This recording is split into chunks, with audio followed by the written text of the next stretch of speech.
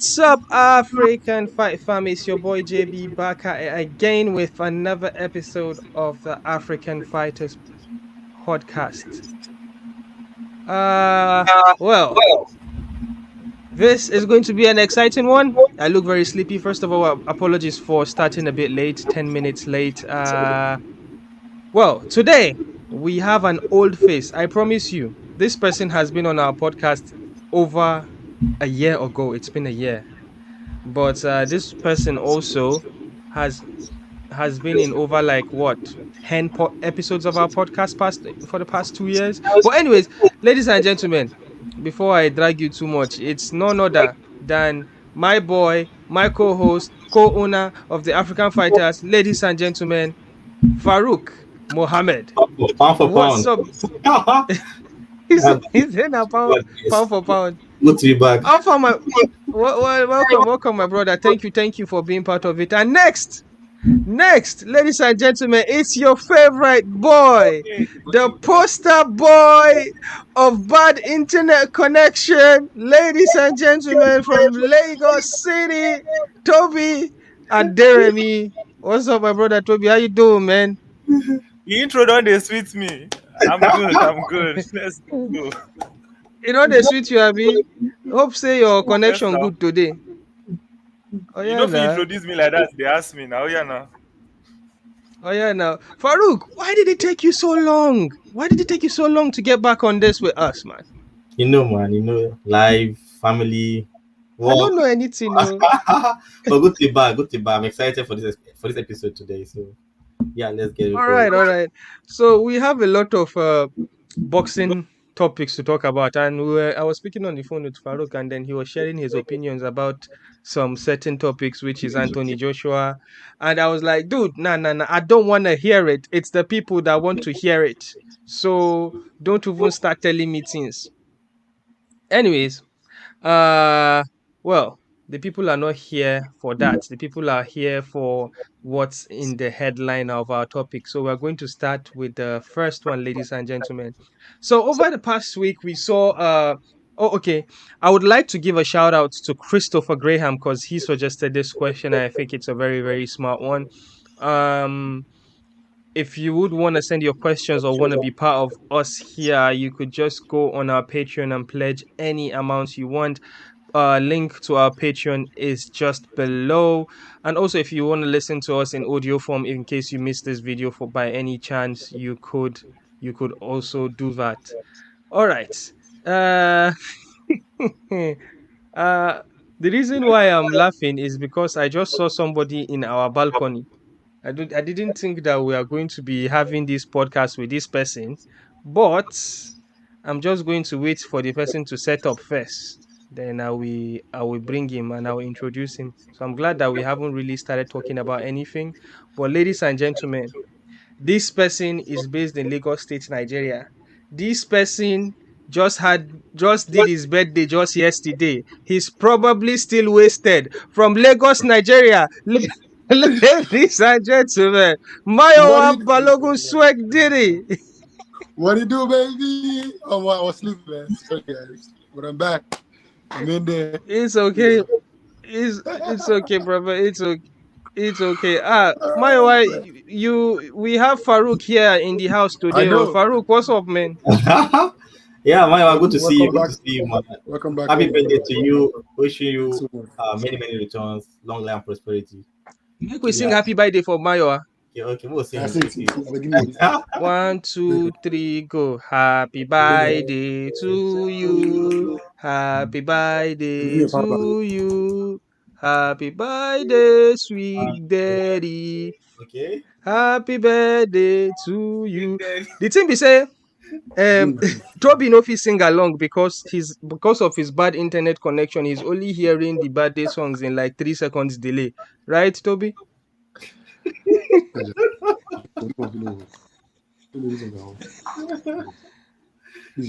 All right, guys. Yeah. So, Maiwa, you've got the topics there, right? Yes. I have All right. Here's the thing. Yeah. So here's the thing. Again, shout out to Christopher Graham in our patron, he mentioned this question, and I thought it was really, really fascinating question.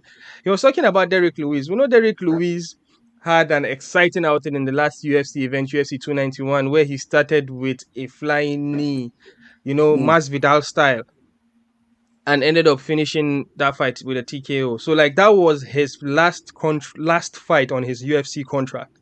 So Yes, right sir. now, as we speak, if until something has changed, right now as we speak, uh he is not with a UFC contract. So now this raised a lot of questions. Before Francis Ngannou got his fight with Tyson Fury, a lot of people have been wondering who would Ngannou fight in MMA that would be interesting, would be blockbuster enough for the PFL. Well, some facts that we know is that Ngannou had mentioned that with his contract with the PFL, he has secured 2 million, minimum of $2 million fight pause for any opponent that he's going to fight, which is a big deal, which is definitely bigger than anything the UFC has given Derrick Lewis.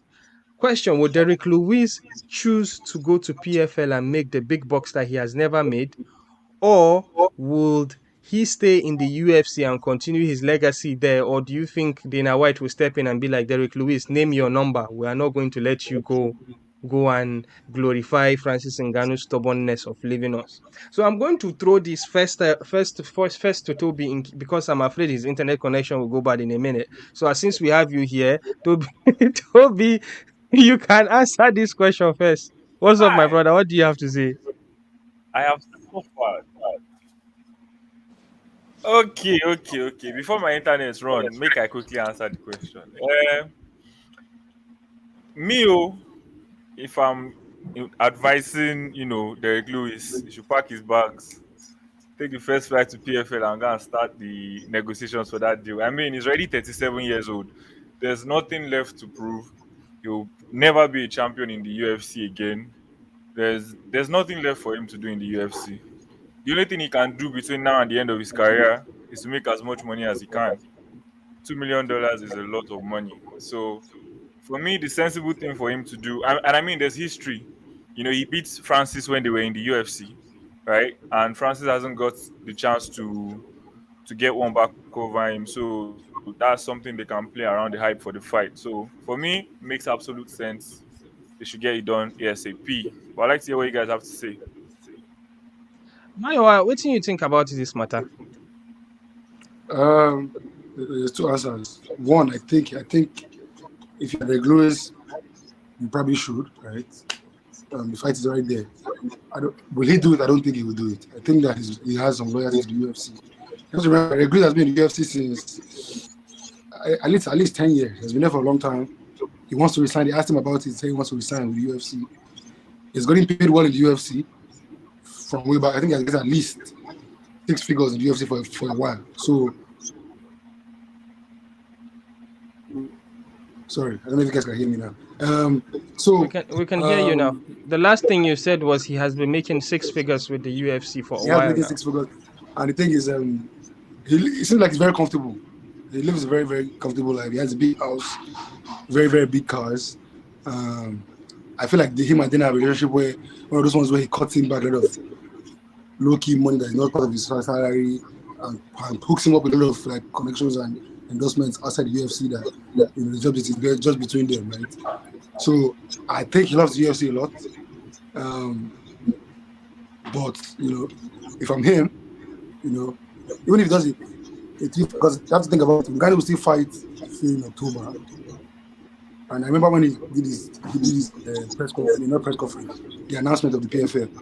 He's not going to fight till 2024. Reug Reug is a very active fighter. He fights 2-3 times a year, ironically. So he's a guy that can, if he signs a 3-fight deal now, he could probably still fight 2-3 times before Ngannou fights, right? So he may still be able to even do the UFC right now and still finish his next contract with a 3-fight deal and still go to the PFL. So I think, but I don't think he'll wait right now for the PFL fight with Ngannou. I think he'll sign his contracts probably later this year. Fight again before December. Maybe fight again one or two more times in the UFC. Well, I would say, Yeah, to support what you are saying, to corroborate what you're saying about the UFC treating him well. Well, he has been in the UFC like forever. He holds the record for the most knockouts in the history of the UFC. I think it's had what 14 now. He has fought there. He has fought there about 20 times or over. He the UFC multiple times built a card around him because he's from Houston. Not really multiple times, but I would say that one time when he fought Cyril Gane, the reason why he fought Cyril Gane and they put an interim title there is because it was in Houston and he's a native of Houston. So that he has that going on with the UFC already. But again, we know that he's very brash. He has always talked about he's just out here to make his money. He doesn't care about no baddest MFI in the world or blah blah blah blah blah, all those gimmicks. But Farouk, what do you think about this? Okay, I agree with Toby and Maiwa. I can get where they're coming from. Toby is saying Luis should sign with the PFL. So I think that's the best. That would be better if he can move away from the UFC. But also going with Maiwa, there's that loyal to the UFC. Especially what has happened with Ngannou in the past. Then I would not want to see another UFC star leaving. Imagine that, like you mentioned in the introduction, the flying nil, like Masvidal. After putting in that kind of performance, it would be hard to let Luis go. But it would be, I think the best scenario is for him to go to PFL, have that mega fight with Ngannou, because Maya also mentioned he's making 6 figures. So for those who don't know, six figures is not million; it's around $500,000. So He's making at least 6 figures. That's the meaning of $500,000. He's going to be making 4 times that money for a fight with Ngannou. So think about it. So I want him to go to PFL, but I don't think he's going to go to PFL. That's why. Well, you can also think that Dana White can be very petty by not letting that happen, because we saw how he tried to chase the John Jones and Tyson Fury fight because he's just being petty like that. But let's speaking about that, in our comment section, we've got Clinton Diala here who said Dana is not going to let that happen. We've got Christopher Graham. Shout out to Christopher Graham, brother. He said keep up the good work, lads. Amazing. And then we've got this person here. I cannot pronounce this name. Says Marvel Knight. Yeah, Lewis doesn't do good in Houston though. Well, that's kind of right. I don't think he has won a fight in Houston anytime he went there. But regardless, there's nothing fun like listening to Derrick Lewis say my boss is hot. So I think we've chopped it up about Derrick Lewis. Except if you've got something else you'd want to add. Any of you?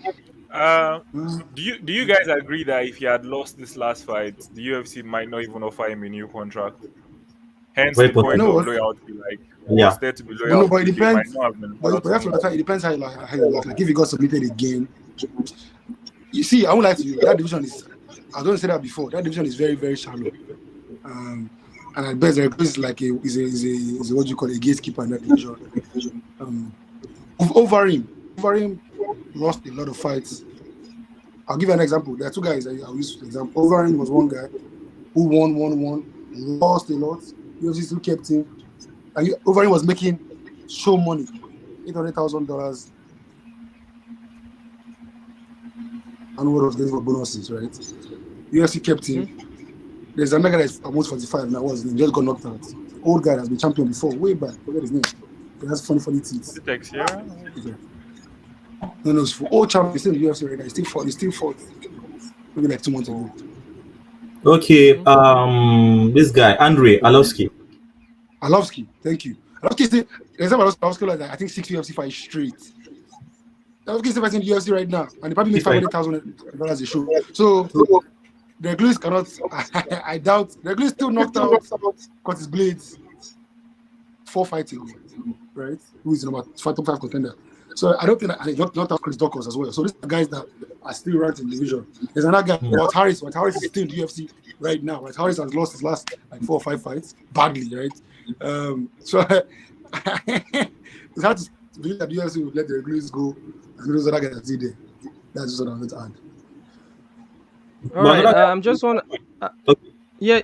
Go ahead, Farouk. Go ahead. Is that if we want to look at it realistically, there's more chance of Derrick Lewis becoming a champion elsewhere or making bigger name for himself than staying in the UFC. He's currently ranked number 10. So what do you think he's going to make in there apart from making money and just being Dana White's boy? That's all he can achieve from now. It's the branding now. The branding. PFL has. I'm sure they have the money to give him. I'm sure they're happy to give him that money so that because them to have an issue finding an opponent from Ngannou, right? And Reug Reug is a credible opponent from Ngannou, a lot of power. That's a good fight. So them to I'm sure they're right now talking to him trying to offer him the big money to get him there, right? But we'll see how it plays out. It'd be good if he can get there, because Ngannou too needs the fight. And they're very old. All right, guys, sorry. Yeah. All right, we've got a few people in the chat.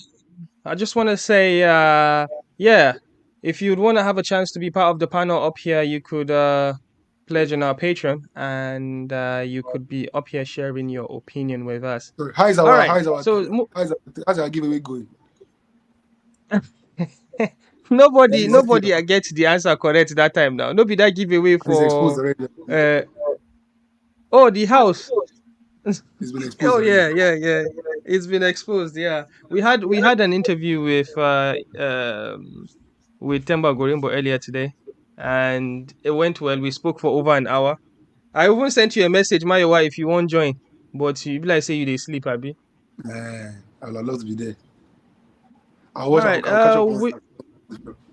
We've got our boy from the DRC, Impa Kasanganay.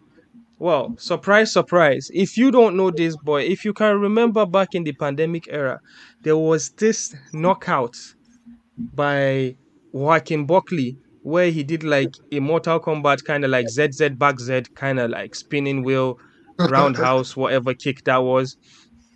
And like that rocked the internet. The fact that Impa Kasanganay had a mohawk at that point, that didn't help because it helped made the knockout look very picture perfect. Everybody wrote him off. Everybody wrote Impa off for he wouldn't make it. He lost his last fight before his UFC contract ran out, and they never renewed his contract. He went out. He fought in Ego FC. That's Khabib Nurmagomedov promotion. He lost there in a split decision, and then he started fighting in other small promotions until he got invited to fight in the PFL. He got into an invitational. He wasn't meant to be there, but he got invited to be there. He fought and he won his fight, currently riding a 5-fight winning streak. He just won this week. He TKO'd Marthin Hamlet in the first round to qualify to the PFL light heavyweight finals. Super stoked for Impa Kasanganay. But we have our resident PFL guy, Tobi. Tobi is a really huge fan of the PFL series and how their system is. But Tobi, what you think about Impa's performance? Were you surprised that he got that TKO victory, and how happy are you about it? Okay, so let me even start from like when the fight started, because the first thing you could see was the size difference. And I know we spoke about this, I think it was 2 or 3 weeks ago that he jumped up from the welterweight. So the moment the fight started, you could see the clear size advantage that Hamlet had, taking him to the ground, almost bullying him immediately, but he found a way to get back up. And I feel like if he didn't knock out that guy in the first round and they ended up doing like a whole wrestling type fight, he would have lost. That was obvious. Like he was, he was too small to be in the ring with that guy. Just physically, yeah, exactly. He was manhandled. But that knockout came out of nowhere. Right, left, boom, and the guy was dropped. I was so happy to see him win because this is somebody that just watching, the comeback story. It's something that you'll be rooting for him. Now he's one fight away from $1 million against Silveira, and that's a fight I think he can win. I've seen Silveira fight. I think he's definitely up for that one. Yeah. All right, Farouk. I'm not sure if you got a chance to see this fight. Did you see the fight of Impa's fight over the weekend? On Friday, basically. Yeah, I saw the What fight. did you think? What did you think about that? I think Impa is a more improved fighter now. The confidence, believing in himself after like you mentioned, leaving the UFC, being released by the UFC. And one thing I like about Impa is that he's always gracious and grateful. he always talk good about the UFC. I'm grateful for the UFC. I wish to come back one day. So it's someone like you see, he doesn't have any bad blood. He's always smiling. Impa came into the PFL under the Challenger Series. He defeated Osama El Saidi, and he wasn't even involved in the main PFL championship. He competed at PFL 1, which is the normal regular season, but he wasn't ranked among the top 8 fighters or 10 in the division. So after some couple of drug test issues with the PFL fighters being removed from the tournament, Impa was now promoted into the tournament. So the second fight defeated Tim Caron, I think that's the name, and then here the semi-final against Hamlet, impressive KO highlight reel, and now he's going to be competing for $1 million. So I'm happy for Impa Kasanganay. I think he can get the job done and maybe go back straight to the UFC again. We never because now it's going to be a war between the UFC and PFL. Impa, our old guy, he's not the champion. Bring him back to the UFC. So let's see how it goes. Let's see what happens. I agree with you. The way he carried himself, he had a new style, wearing that cowboy hat and cowboy boot during the build up to the fight. And he was in interviews. He was talking about like, oh, if he gets a hold of the $1 million, this is what he's going to do. He came across very likable, like a very nice guy. Yeah. But Tobi, I think, sorry, not Tobi, Mayowa. I think if Impa actually ends up going to the UFC, right, he would likely have to come down to middleweight. Would you agree? It's a very interesting. Impa's story is very interesting, and for me, I'm happy because I actually knew Impa way before he got to the UFC. Like Impa's one of the guys that I knew. Like it's one of the guys that as a fan, like all of us, that we started this whole thing to support African fighters. Impa is one of the guys that I followed from I think it was maybe 2 or 3. I know him in whatever in MMA. Right, so I remember when he got. People don't remember his story. He first for the contender series. I think he won the fight. Then I didn't sign him. Came back a second time, won again, and then I signed him, but then I signed him barely. Then I was like, okay, he has won twice. We can just happily sign him. Do you understand? At the time, it was a middleweight. He fights. I think he won his first fight or lost. I can't remember if he lost or won his first fight. And then he moved that down to welterweight. And then obviously the knockout happened. He's a guy that was always very skilled. I think UFC rushed him a little bit. He went to Kabi promotion. I think he won that fight, and they robbed him in that fight as well. And then he challenged. I think this is his 4th or 5th fight this year already, like in PFL. That's how fast he has climbed up the PFL ladder, right? I'm so happy for the guy, man. I think he'll move back down, maybe to welterweight again. I don't know if he'll move back down to middleweight, because as a welterweight, it was very, very he wasn't like a massive welterweight. That's why it's crazy that he's winning. He's in the final for a fight at 205, because I don't think he's a guy that can come back down, in my opinion, very quickly.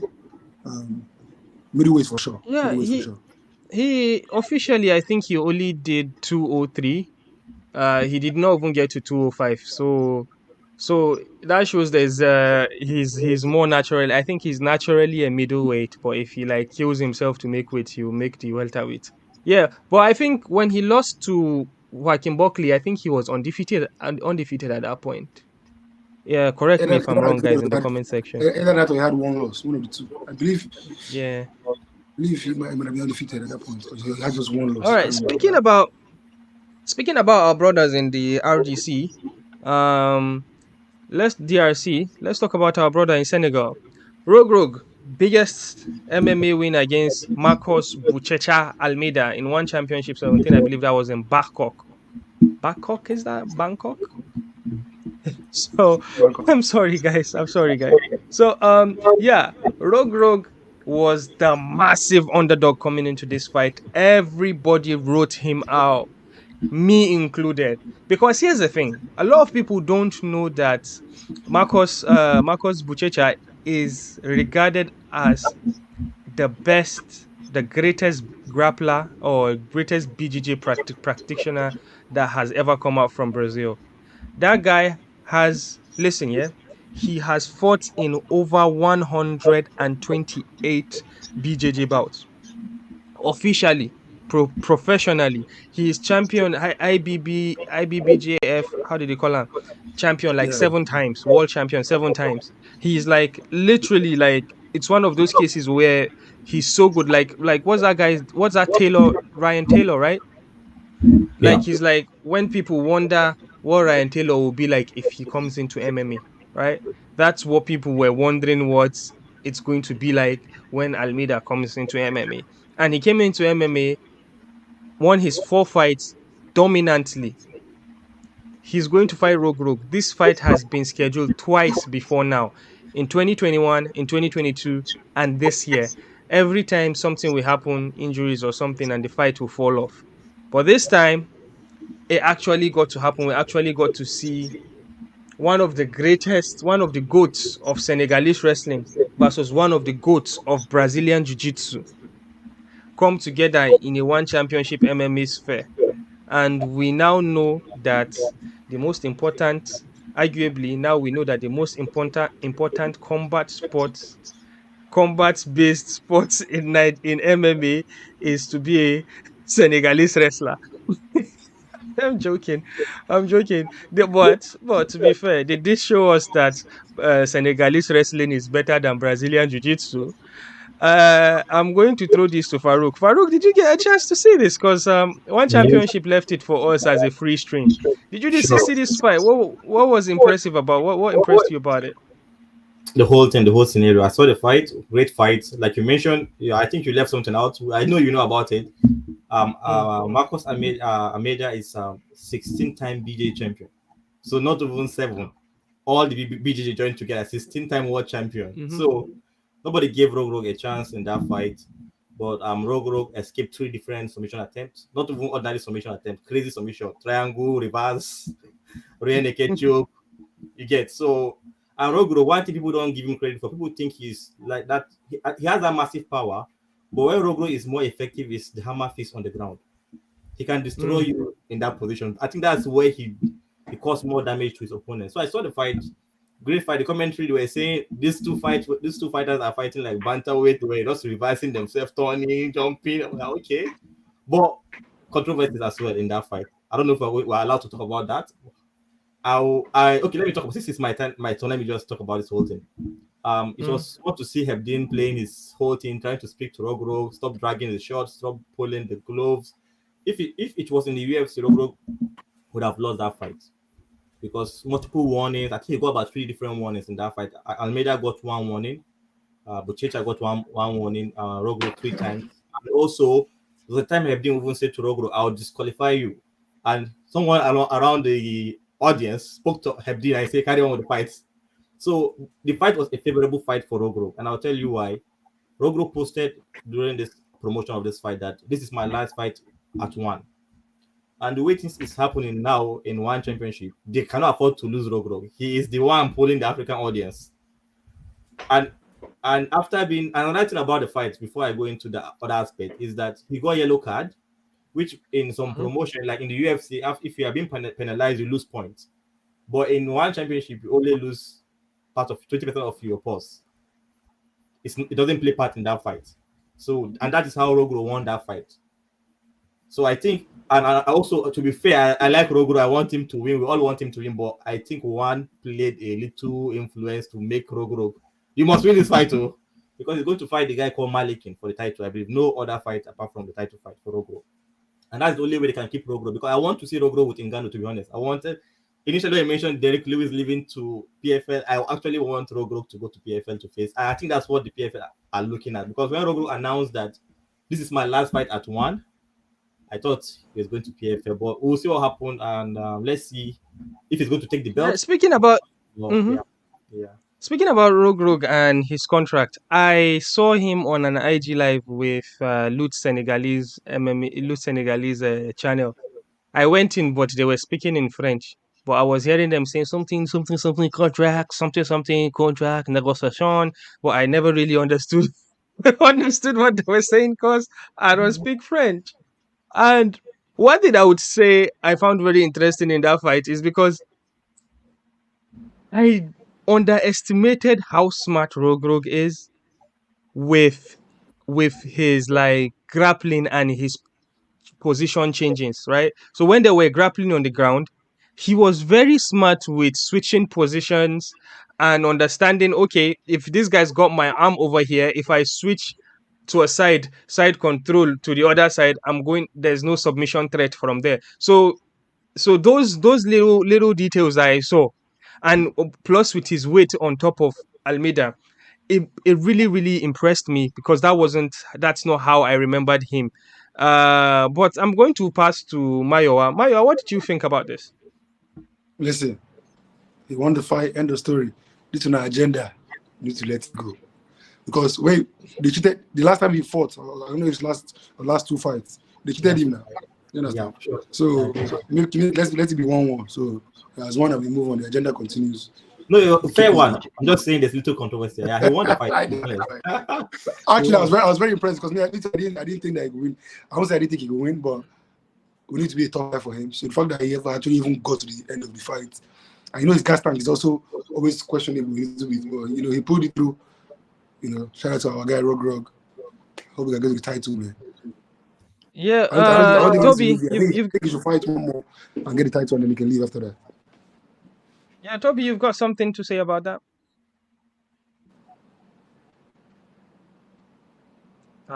Poster boy, how far now?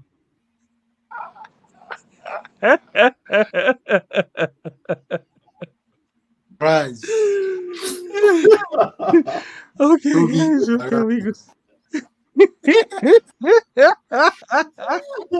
All right, so we go to the next one, guys. All right, so setback for Nzechukwu as he lost to Dustin Jacoby via first round TKO last night in UFC on ESPN. I forgot what city that was. I think that's the Corey Sanhagen and Nashville. Eh? UFC Nashville. Nashville. Sorry? Oh, Nashville. Yeah, that's it. So yeah, that wasn't really fun to see. I'm going to tell you my opinion straight up. This is not a biased opinion. This is how I see it. The commentary was saying that was a good stoppage, but I thought that was an early stoppage. And hear me out. I think Nzechukwu was, we know Nzechukwu can be very patient. If you can remember his fight against what's the name of that Israel Adesanya's teammate that he beat? I forgot. Oberg. His fight against Oberg. We know that Nzechukwu can take a shot, right? But like he puts high guard and like stays there for a couple of seconds, and he gets hit repeatedly. I think he got stung. We can call that a takedown, a knockdown. Sorry, but a knockdown by Dustin Jacoby when they had that exchange in close range. I think he thought in his head, he was like, okay, you need to calm down. You need to protect yourself. You need to calm down. You need to protect yourself. And then he just pulled high guard, and then he stayed there for a while. I think that was what the ref saw, but he wasn't really out of it. But I think it was an early stoppage, and I think it was his fault with his mannerism of how he handled being shot. But my wife, you've been shaking your head. What do you have to say? Man, it's a major shame, because first, like, you have to take it into the account the fighter's history, but also in those situations when it's a TKO, you always give it, especially when early in the fight like that. You give the fighter a chance. You ask him, you tell him move once or twice. Protect yourself. Protect yourself. You understand? You have to give a verbal warning a little bit one time. Then the guy is not hot. The guy is still moving. He got hit. He by himself went back to the field. Like, he didn't stand up. Like, he didn't try to wrestle, which I think we could have done. Looking back on it now, maybe try to grab the head or something. He fell back. He maybe covered up, put his hands. He wasn't getting blows to the head. All the 4 blows or 5 blows were straight to his hand.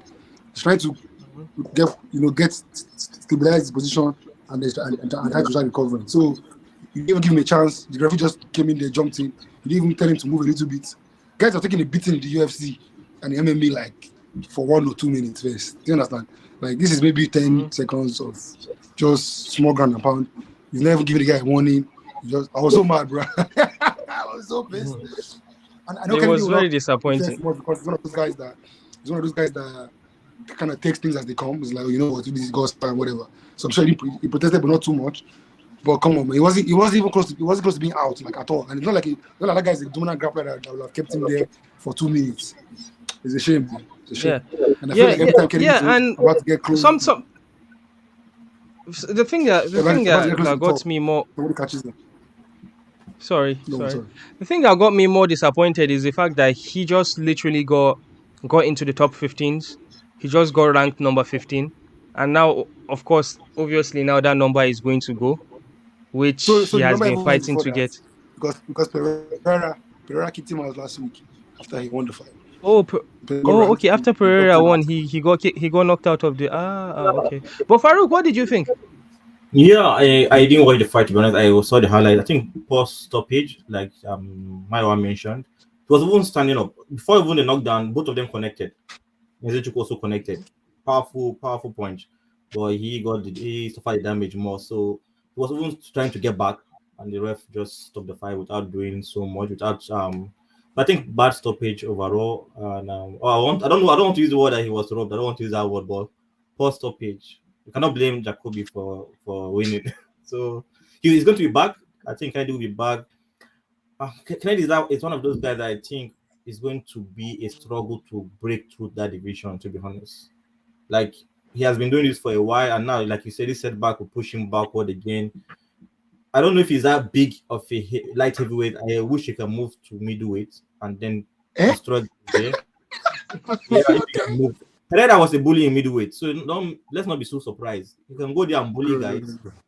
And although we have Adesanya, our champion there, but I just wish Nzechukwu. I know it's not possible. Don't get me wrong, Maiwa. I'm not sure. I think he's not fast enough, quick enough for those middleweights. Those guys are really snappy. Snap. But the power punch. What was the power punch? Because damage there. I think. Kennedy's problem is not those things. I just think that his defense is a bit porous, and you're fighting a guy. It's crazy because this I think this is the fight where, in my opinion, he should have not come forward like that. Because that guy is good. He's a very experienced kickboxer. But I was happy he was coming forward because normally he gets pressured a lot. It was good that he came forward. He should be a bit more careful. He got caught. It is what it is. I don't think he's one of the things that has to reset. I think that he can stay. He's still a young guy. What is? I don't think is he 30 yet, or maybe 30. He just got 30 or so. So he still has time. Another division that he's in is very, very porous. Very porous. But you're still moving to middleweight like a crazy idea. This other guy, this Craig guy, is not a middleweight. He was a former light heavyweight guy. Why is he moving down to middleweight? Because he believes he can do better against middleweights than keep struggling in the bottom 50 or top 15. Because Paul Craig never moved up to top 10 in that division. It was around 13, 12, 15, and then the guy's like, let me just move down to middleweight and be the boys there. So it's not a crazy idea, in my opinion. I know it's not possible. No, but Kennedy is too long. It's like what was it like 6'5"? Yeah. All right. He's got like one of the widest, like if not the widest wingspan in the UFC. It's very wide. It's like John Jones. He's taller than John Jones like this, from here like this. Audio listeners, I put my hand wide apart like this. Toby, before we lose you again, any opinion about the Nzechukwu fight? Guys, can you hear me? Yes. We can hear you, poster boy. All right. Okay, so the Nzechukwu fight for me, I've said it before on the same platform. I think there are some technical issues with the way he fights. For somebody that is that long, that length, I don't see any sense in him fighting in the pocket. Most of the time, he always wants to come inside the pocket and then try and trade punches with people that are smaller than him. And the speed of his punches will probably not. It's not as fast as people that are that size that are smaller. For somebody like Jacoby is a better boxer, obviously, to everybody. So for me, I was expecting him to come in and try and wrestle. He has been improving on his wrestling skills, leading up to this fight. So I expected him to come in and try and wrestle. We didn't see any of that, to be fair. And the major issue I have with him is that he needs to fight from a distance, use his length for some. Most of the time, he's always high guard, trying to get into the pocket and strike with people.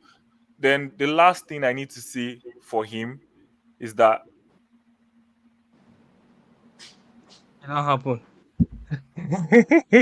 Analysts breaking the fight down and we just It don't happen. It don't happen. Toby was making some nice points. Mayowa was reacting. Mayowa, you can Like, verbally react now. My network don't network. No, just. Hey. I was gonna. Are you back, Toby? Are you back? Carry on, Toby. Carry on. Toby, don't come back. Carry on. Toby, He's back. we can hear you. Can you hear us? Mayowa, your opinion, please. I think they had to let him cook. I think he was going to wrestle Jacoby. I think he was going to try to pressure him a little bit, get him to the cage, and then wrestle. Right? He never got to that point because the fight stopped very quickly. So I don't think that he'll get there. I know. I think his defense is a problem for him, but I think he's learning every time. He's getting better. And like I said, to me, this is he has only lost one fight that was a clear loss that was accepted. Everybody can say he lost. And that was when he fought that Korean guy, I think, that John. Yeah. When he beat Craig, he just bad IQ. He was winning the fight. He should have won that fight. When he lost to Nigomiriano, he took a point away. I think he could have still won that fight as well, even with the point he took away. He beat that guy very badly. I think it was robbed. This one, I think it was early stoppage. So he's a guy that I think that if he's just always unlucky, and maybe he needs to get better IQ so that he needs to improve his IQ consistently so that he can just stay away from all those sticky situations where he's either gets robbed or he gets stolen, the fight gets taken away from him. You know, he will learn. I think that division is good for him because he'll be able to still get up that division quickly, no matter what. All right. Are you back, Toby? Well, that's good. Before we continue, I just want to remind you guys, ladies and gentlemen, we are on Patreon. If you want to be part of the panel and share your opinion with us, please go on Patreon, pledge $5 or above, and you could be one of the brotherhood here. Actually, we have a name. I constantly forget. If you join our Patreon, you'll be joining the brotherhood, and you'll be one of our brothers. So you'll be one of the brothers here if you join on Patreon. And for any reason, if you missed the video, you could always listen to us in anywhere you get your audio podcast from. We are available everywhere. Just search the African Fighters. Yeah. All right. That was a brief intro. So now we are going to jump into the world of boxing. All right. Anthony Joshua versus Dylan Dennis has been called off, ladies and gentlemen. Oh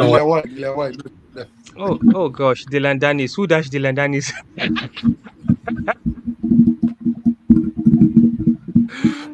Bro, Anthony Joshua versus Dylan Dennis. Jesus.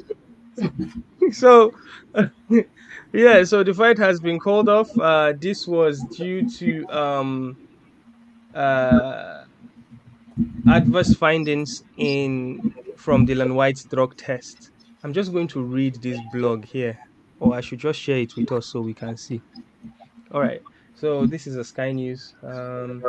White returned adverse analytical findings following an anti-doping test, the Voluntary Anti-Doping Association announced. So that is VADA. Yeah.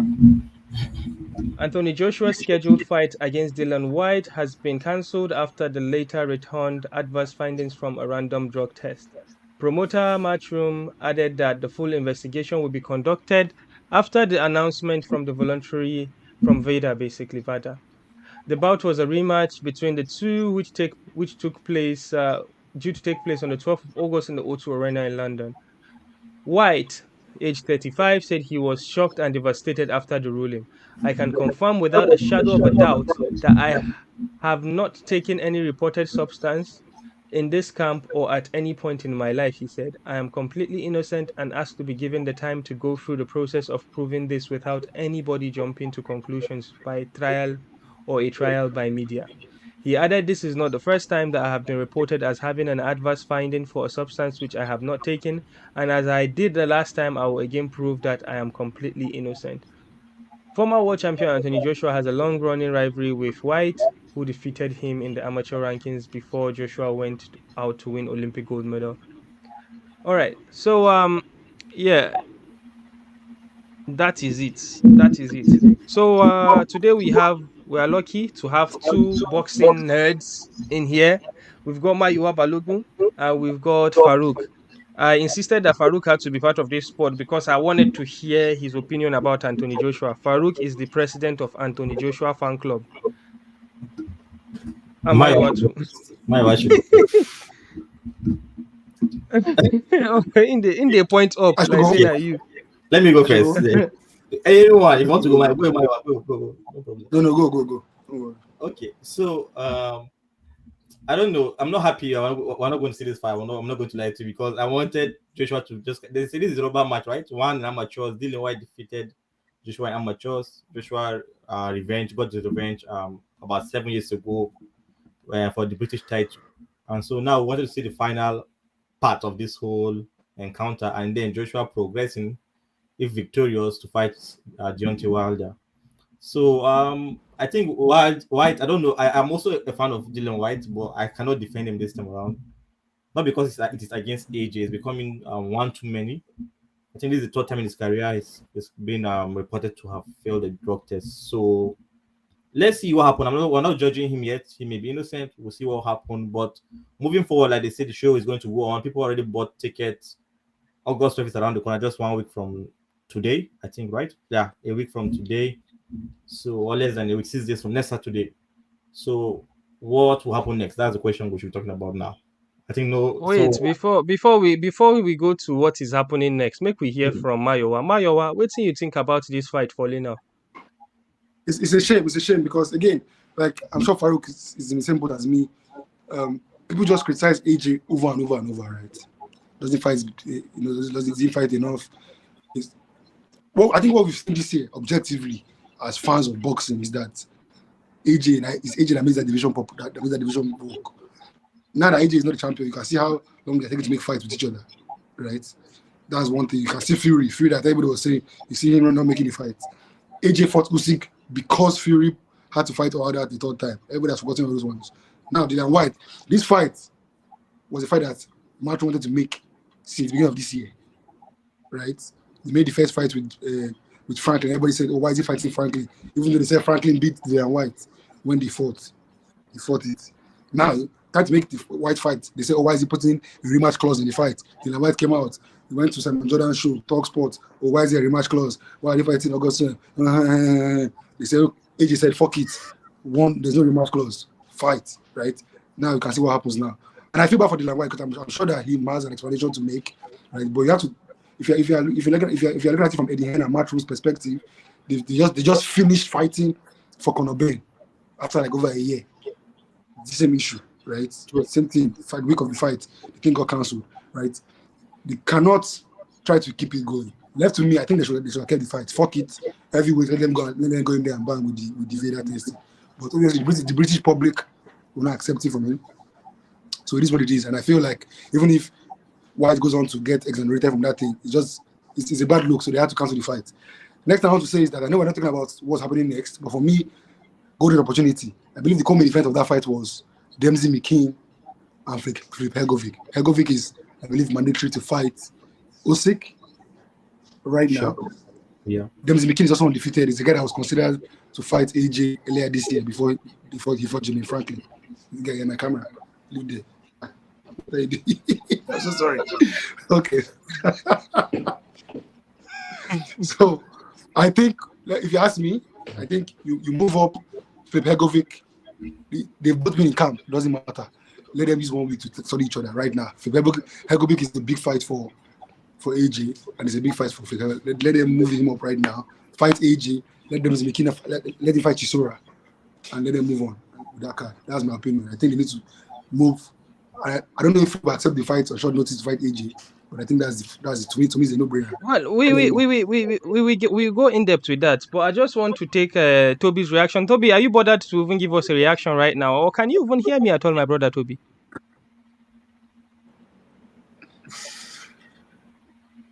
I can hear you. I'm interested in what Mayowa and Farouk have to say concerning this boxing thing, because I feel like AJ is in a tricky situation where another loss might be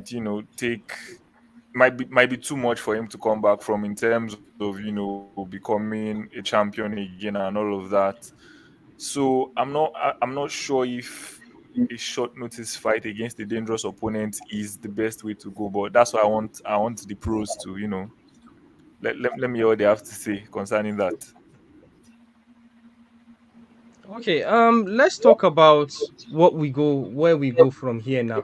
Okay, because after this fight was cancelled, there was a lot of like people talking about, oh, Ruiz should get back. Ruiz was on social media as well. Let me just pull out an article here from Boxing Social.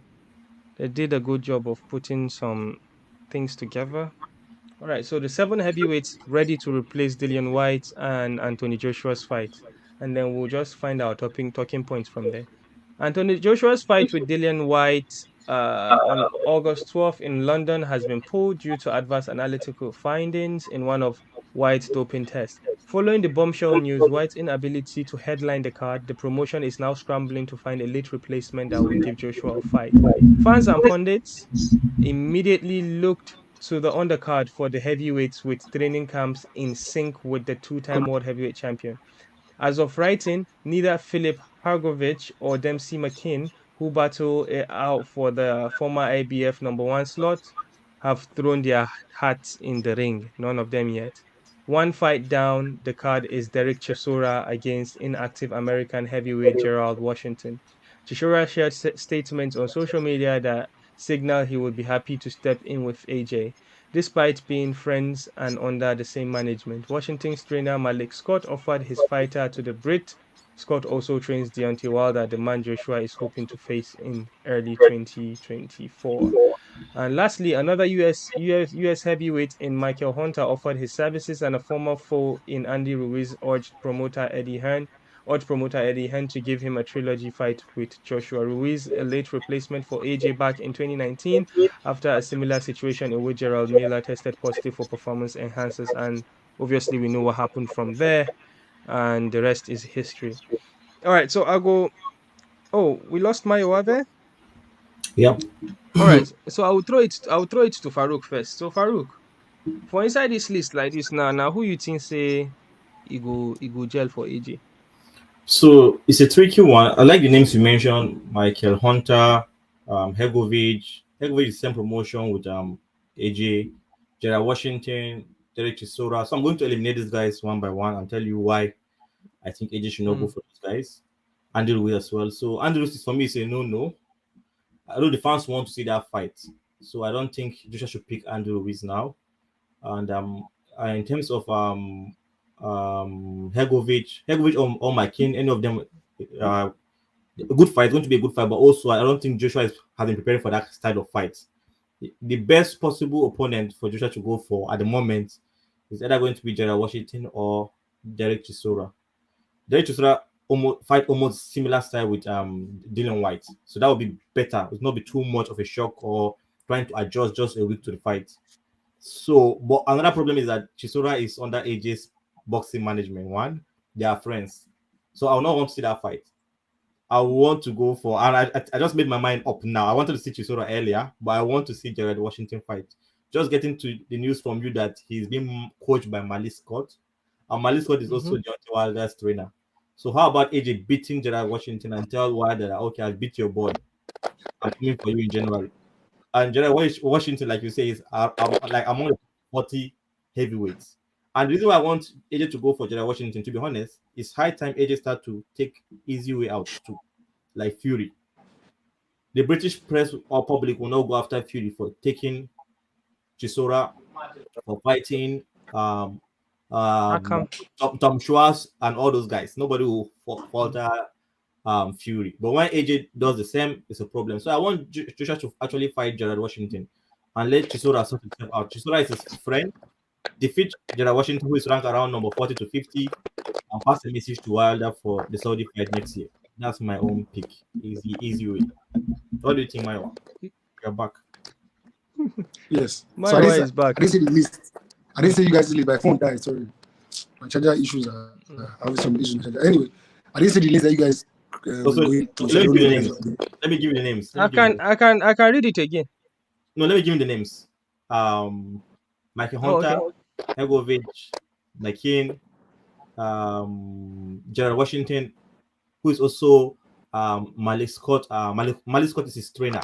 They share the same trainer with Deontay Wilder, Wilder. and then Chisora, Andy Ruiz, and maybe possibly this other guy, the guy that almost defeated Fury sometimes back. I can't remember the name now. I know you're talking about Otto Wale.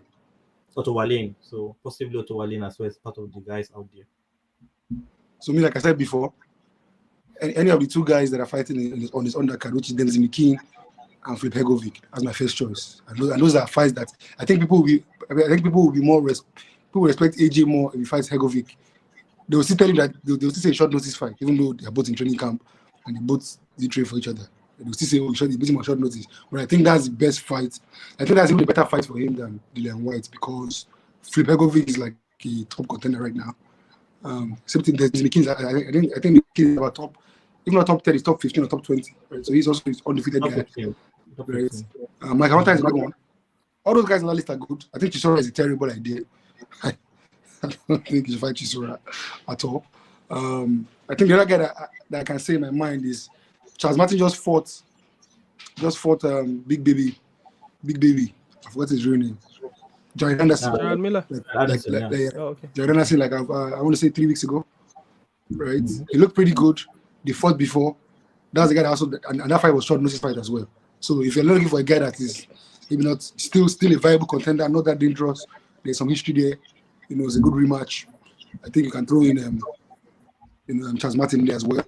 But I think AJ says, fuck it, give me Filip Hrgovic, unless if he's going to duck, because he has been talking. And in my opinion, I think he lost to Zhang when they fought as well, on the undercard of Usyk and AJ the first time. Mm-hmm. So I think it's a good matchup for AJ. I don't think there's anything that trouble AJ with that. AJ is not. I don't think it's a dangerous fight for AJ, but I think it's a fight that will give him a lot of credibility. I'm still keeping around the top.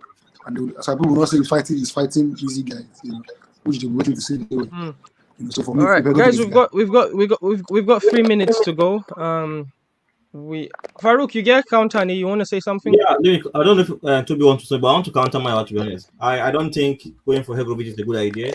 I've not been training for that style. Even though, like you said, the experience is there, I believe AJ can beat Hrgovic, but not at this point now where we have a wider fight. Looking at the wider fight next year, we don't want to take any risk at this point in time. I want him to fight Gerald Washington. They defeat Gerald Washington and pass a message to Deontay Wilder. Knock him out in 3 rounds. You remember when Wilder was coming back from the fight against Fury, he fights Helenius.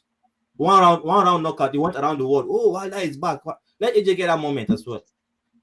The guy has been tough for too long. Let him fight Gerald Washington. Knock him out in 2 rounds. Shake the world, and then call out Deontay Wilder. I want to see you in Saudi next year. Let's make it happen. Deontay Wilder has not fought in 1 year. Wait. Farouk, so you don't make nice points. But time no day. My what to want to counter. Oh yeah, counter. So let's just go. I think he makes a good point. Makes some good points. Fair enough. Yeah. Yo, Tobi, you've got something to add about this AJ situation? I just wanted to ask both of them, like, what's more important for AJ right now? Is it him just winning the fight, or does the manner in which he wins the fight matter? And what happens if he loses to all these guys that you guys have mentioned? I mean, if he loses to Hrgovic, how does he come back from that if he takes it on short notice? There's always a chance that he might lose. That's why but he can lose to anybody. He can also lose to all those. He won't lose to Chisora now. All those guys are like, he won't lose to all those ones. But Hrgovic is really dangerous. To me, that's the guy that we want. Me personally. Honestly, you get for everything we would see for this world of boxing, because this boxing is like the welterweight division of the UFC. Everybody like they squat for their sport. Okay, I don't get this level. I no one make I fight any dangerous fight will go move me away from this level. I'm not looking for the best fights. I'm looking for me to look good. So AJ needs to start doing that too. Fight a bomb right now. Beat that bomb. Social media go explode. Wow, knockout by AJ. Anthony Joshua is back. Mind you, people where they watch boxing now, casuals plenty pass, and the casuals are the people that are making the money. That they are the people that are making people make money, not the OG boxing fans. Who cares about what people in BoxRec will say? Who cares about what people in all these YouTube channels will say? Because they are not. How many of them? How many are subscribed to all these boxing YouTube channels? They reach 1 million. How many people will buy pay-per-view? Are they no more than 1 million? So I think as Farouk says, that Washington fight, you don't convince me, because initially I was riding the Chisora fight. But I agree with you, that Washington fight, I think it will look good for AJ. All right, moving forward, I'm just going to quickly touch about something that we react to it. Ngannou and Mike Tyson that were on Stephen A. Smith's first take. There was this thing that I would call it a gimmick, right? Francis Ngannou is on a promotion tour, right? He's trying to fix his brand. He's saying apparently now Mike Tyson is his coach, preparing him for Tyson Fury. Uh, it's I don't want to say it's laughable, but it makes me cringe a bit. What do you what do you think, Maiwa? Listen, man. Let that man make his money. That's all I care about. Obviously, I don't think, like I said in the group chat, I don't know if you guys were reading now. It's me and one of our guys' chats in the group chat. I think he's not going to catch up with all the boxing skills right now. He's 36, 37 years old already. This fight is about 5 months away, 3 months away, 3-4 months away. So there's nothing Tyson can teach him now that is going to help him become a better boxer enough to beat Tyson Fury in 3 months, right? Maybe 1 or 2 setups that will make him land his punch. I think it's a good thing. I think it's good for his brand. I think it's good for the fight build up. And I think, listen, Tyson is a power puncher. Ngannou is a power puncher. It's a good story for the casuals. And we hope that Ngannou lands that lucky punch, or that power punch that Now it's with the hope. Now it's with the hope. Changes the course of the division for forever and ever. But I think at the end of the day, those things they are cool. They are good. They are things that will build the fight so that the pay-per-view will be big, so that the guy can make his money. So please, fire on. All right, I've got a question. Everybody thought that Jake Paul was going to knock out Nate Diaz in the first couple of rounds in their fight recently, but and then we saw that Nate Diaz. So Nate Diaz stuck around and started delivering in the later rounds. Do you think that if Francis Ngannou does the same and survives Tyson Fury and did a good showing for himself, do you think that would be something that is impressive? When last Ngannou go 5? When last Ngannou go 5 at the UFC? I like the way my wife is laughing. To be honest, I'm happy the way Francis Ngannou is taking this fight seriously. Bringing Mike Tyson to this whole thing is passing a statement. If you remember, about 4 years ago, you can see Mike Tyson showing some boxing skills and techniques and all that. He has always been a fan of Mike Tyson. Look up to the guy, talk about him several times. And Mike also promised, according to what he said in Stephen A. Smith interview, that from that moment, 4-5 years ago, he told Mike that if I'm going to do boxing, I would like to have you in my corner as a coach. And don't be surprised if you look at the social media pictures. I don't think Tyson is going to be the first coach. His coach is going to be this guy, Cooper, Dua Cooper, our guy. The same guy that Cooper, DC. Dua Cooper, Black Cobra. The same guy that trains Carlos Takam. And Takam and Ngannou are brothers from Cameroon. So I think Ngannou is taking this fight more serious than just a gimmick fight. You guys are underrating Ngannou, and I'm telling you, I've always been going with the underdog. Or you guys say, oh, including Tobi here, Whittaker will destroy Reug Reug. So what happened? I can bet you now, I'm saying that officially. Today is my first time back on this podcast. Mike Tyson will teach Ngannou that knockout. Body shot, straight up. Tyson is going flat on the ground. Ngannou is going to win this fight. And you guys will play this clip back 5 months from now, 3 months from now. Okay, I'm not a betting man, but I'm telling you guys, we'll come back here and say, oh, Farouk said this. I like how JB like to say, Farouk say this, and I want to hear you say that in some months' time. JB. You say waiting. Bros, be calming down with your fairy tale. Okay, that's my own shot. I think it's a good one. Good for the promotion, for the fight. Good to see Tyson there. I think he's going to learn 1 or 2 things.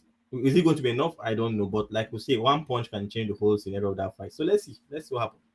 I'm still going to go with Ngannou, right, regardless. Maybe because I'm his fan. I'm a fan of Ngannou also. Yeah. Obviously, it's too early for us to do fight reviews. We'll do that when the fight is coming closer. But I want to hear from Toby. Toby, what do you think about Mike Tyson being in the corner of Francis Ngannou and that media charade that they are working on right now? That's exactly what it is. It's hype. It's trying to build up the fight, get people interested, and all of that. But I mean, I don't think if Tyson coaches Ngannou for the next 2 years, he'll be able to beat Tyson Fury. That's how far they are in terms of their boxing skills. Um, and also I think that Fury just fought somebody that is, if not a harder puncher than Ngannou, just as hard in Deontay Wilder 3 times, and he didn't lose any of those fights, in my opinion. So it shows you that there's an art to this boxing thing. Like, not getting hit is something that Fury is very good at. So um, Ngannou is not going to land that shot that we are all saying is going to land. It's not going to happen. Okay. Okay, Toby. Okay, Toby. We'll come back here and play your own video too. Time will tell. All right, guys. All right, guys. I swear this has dragged forever, man. This has been fun.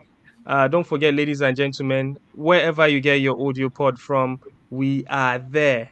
And as we are about to do our goodbyes. Mayowa just came back. Mayowa, we are in the middle of doing our goodbyes. So okay, there you go. Oh, My guy sorry, don't guys. My grab phone, my phone keeps dying. remote already. No wahala. No wahala. No wahala. All right, Toby, poster boy, you got anything to say? Nah, I'm good. Can you please apologize to the fans for Oh, your sorry. for I your want to internet? I want to tender my heartfelt apology to all our lovely African fighters fans around the world watching. One day I'll fix my internet. Okay. Uh, we are going to start a GoFundMe for Toby. Yeah, the poor African boy that walks like 10 kilometers before he pays for his pregnant internet connection. Oh God. And it's not even All right. working. Oh, they walk 10 kilometers to Spectranet office, bros. All right. The spectrum is not on the work. All right, we've got Farouk. Thank you so much, Farouk, for coming on here. You made this more exciting. I like how you and Mayo were going back and forth with regards to the boxing matter. That was fun. And yeah, ladies and gentlemen, it is me. It is I, Jibril, the host, the everything of African fighters. Please like, subscribe, do everything for us.